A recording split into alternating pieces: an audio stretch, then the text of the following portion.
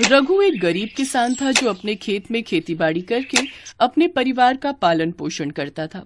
उसके परिवार में उसकी पत्नी सपना और 5 साल की बेटी अंजू थी। सपना दूसरी बार गर्भवती थी। एक रोज, सपना, मैं खेतों में काम करने जा रहा हूँ। इस बार हमारी सब्जियां बहुत अच्छी हुई हैं। अभी खेत में थोड़ा काम बाकी है, मैं खेत होकर आता हूँ। अच्छा अंजू बिटिया, तुम माँ और अपना ख्याल रखना, ठीक है? हाँ, ये तो सबका ध्यान रखेगी। अब आपके जाते ही इसकी उधमबाजी शुरू हो जाएगी और सारा दिन मुझे परेशान करेगी, शैतान कहीं की। ये सुनकर सभी हंसने लगते हैं। ऐसे ही हंसी खुशी में उनके दिन गुजर रहे थे, लेकिन उनकी ये खुशियाँ कुछ ही दिनों की थी। एक रोज बहुत तेज बारिश होती है और अगले 4 दिन तक वो थमने का नाम नहीं लेती। लगातार बारिश हो रही है सपना। इतना पानी खेतों के लिए सही नहीं है। न जाने अब खेतों का क्या ही हाल होगा। रघु का डर सही था। ज्यादा बारिश के कारण उसके खेत में पानी खड़ा हो जाता है, जिससे उसके खेत में लगी सारी सब्जियां खराब हो जाती हैं। 4 दिन बाद जब बारिश थमती है तो रघु अपने खेतों पर जाता है। वहां का हाल देखकर वो घबरा जाता है। रघु रोता हुआ घर चला जाता है और सपना को सारी बात बताता है। कोई बात नहीं जी, एक दिन सब ठीक हो जाएगा। आप बैठिए, मैं खाना लगा देती हूँ। सपना रसोई की तरफ जा ही रही थी कि तभी उसका पैर फिसल जाता है और वो जमीन पर गिर जाती है। आह आह आह, मेरे पेट में बहुत दर्द हो रहा है। अब तुम घबराओ नहीं सपना, मैं तुम्हें अभी अस्पताल ले चलता हूँ। अंजू, जा बेटा, पड़ोस के बिरजू काका को बोलो अपनी बैलगाड़ी निकालें। अंजू जल्दी से बिरजू काका को बुला कर ले आती है। वो सपना को बैलगाड़ी में बिठाकर अस्पताल ले जाते हैं, जहां डॉक्टर इमरजेंसी में सपना की डिलीवरी करते हैं। देखिए, आपकी पत्नी ने एक बेटे को जन्म दिया है, लेकिन उन दोनों की हालत बहुत खराब है और उनका बचना मुश्किल है। ये सुनकर रघु रोने लगता है। फिर बिरजू काका उससे कहते हैं, तू परेशान मत हो रघु बेटा, पास के ही गांव में नदी किनारे एक बहुत पुराना मंदिर है। सुना है जो भी वहां जाता है उसकी सारी मनोकामनाएं पूरी होती हैं। फिर तो मैं अभी उस मंदिर में जाकर अपने परिवार के सलामती की दुआ मांगूंगा।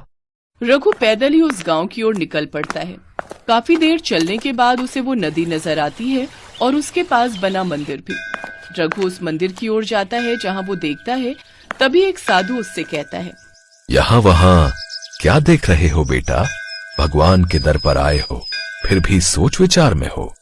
जो मांगना है मांगो, भगवान सबकी इच्छा पूरी करते हैं। रघु आंखें बंद करके भगवान के आगे हाथ जोड़कर अपने परिवार की सलामती मांगता है। बंद आंखों से भी उसके आंसू जमीन पर गिर रहे थे। वो साधु सब देख सुन रहा था। फिर उसे समझते देर नहीं लगी कि ये बहुत जरूरतमंद है। रघु जब वहां से जाने लगता है तो वो साधु उसके पास आता है। ये लो बेटा, ये लौकी ले जाओ।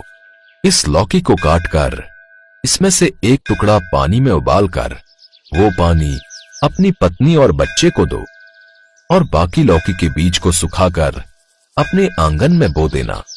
कुछ ही दिनों में तेरे सारे कष्ट दूर हो जाएंगे।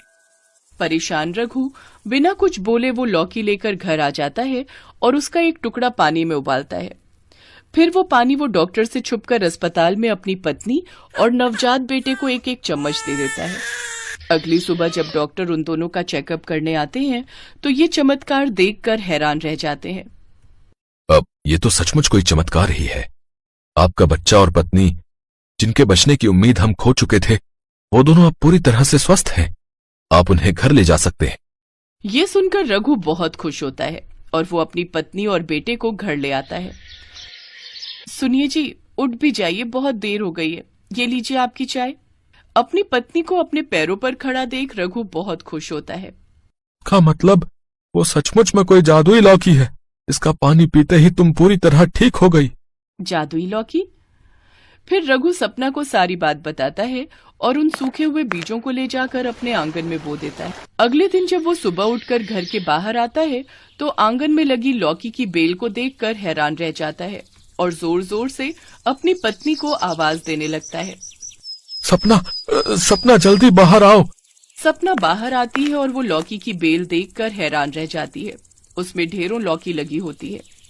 ये तो सचमुच कोई जादुई लौकी है। तभी तो एक रात में ही ये बेल लौकियों से भर गई। हाँ सपना, अब मैं जल्दी से इन्हें मंडी में बेच कर आता हूँ। रघु उन्हें ले जाकर मंडी में बेच कर आता है, जिसके बदले उसे अच्छे खासे पैसे मिलते हैं।